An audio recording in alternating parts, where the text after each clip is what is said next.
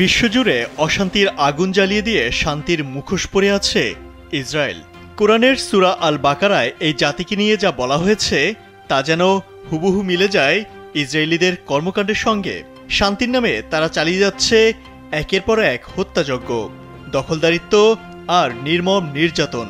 কোরআনের সূরা আল বাকারায় বনি ইসরায়েল গোত্রকে সতর্ক ও পরিণতি নিয়ে ৪০ নম্বর আয়াতে বলা হয়, হে বনি ইসরায়েল, আমি তোমাদের যে সুখ ও সম্পদ দান করেছি তা স্মরণ করো এবং আমার অঙ্গীকার পূরণ করো।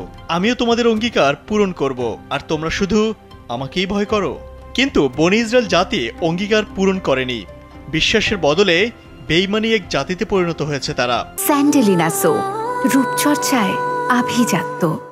মধ্যপ্রাচ্য তো বটেই, পুরো বিশ্বে অশান্তির জনক হয়ে উঠেছে এই জাতিটি।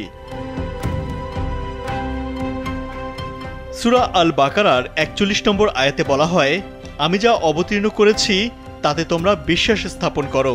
তোমাদের কাছে যা আছে এটি তারই সমর্থক, আর তোমরাই এর প্রথম প্রত্যাখ্যানকারী হয়েও না, এবং আমার আয়াতকে স্বল্পমূল্যে বিক্রি করো না।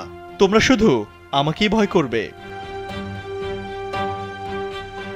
আজকের ইসরায়েলি জাতি সত্যকে প্রত্যাখ্যান করে পুরো মধ্যপ্রাচ্য জুড়ে ধ্বংসলীলা চালিয়ে যাচ্ছে। বিশ্ববাসী আজ স্পষ্ট দেখছে ইসরায়েলের ভয়ঙ্কর রূপ। গাজায় প্রতিদিন চলছে বোমাবর্ষণ, হত্যাযজ্ঞ আর নিরীহ শিশুদের আর্তনাদ। আল আকসা মসজিদে হামলা, মুসল্লিদের উপর গুলি, ফিলিস্তিনিদের জমি দখল, এসবই তাদের নৃশংস কর্মকাণ্ডের অংশ। অথচ ইসরায়েল দাবি করছে তারা সন্ত্রাস দমনের জন্য লড়াই করছে। সূরা আল বাকারার ৪২ নম্বর আয়াতে বলা হয়, তোমরা সত্যকে মিথ্যা দিয়ে আড়াল করো না এবং জেনে শুনে সত্য গোপন করো না। অথচ এই জাতি আজ সত্যকে মিথ্যা দিয়ে আড়াল করে রেখেছে। সারা বিশ্বের চোখে কালো কাপড় দিয়ে হত্যাযজ্ঞ চালাচ্ছে পুরো ফিলিস্তিন জুড়ে। মর্মান্তিক ইতিহাস হলো দ্বিতীয় বিশ্বযুদ্ধের পর যখন ইহুদিরা ইউরোপে নিপীড়নের শিকার হয়ে আশ্রয়ের খোঁজ করছিল, তখন ফিলিস্তিনিরাই তাদের জন্য আশ্রয়ের ব্যবস্থা করেছিল। কিন্তু সেই আশ্রয়ে পরবর্তীতে পরিণত হয় অস্ত্র আর আগ্রাসনের কেন্দ্র। অকৃতজ্ঞ ইসরায়েল সেই আশ্রয়দাতাদেরই ভূমি থেকে উচ্ছেদ করেছে, রক্তপাত ঘটিয়েছে বারবার।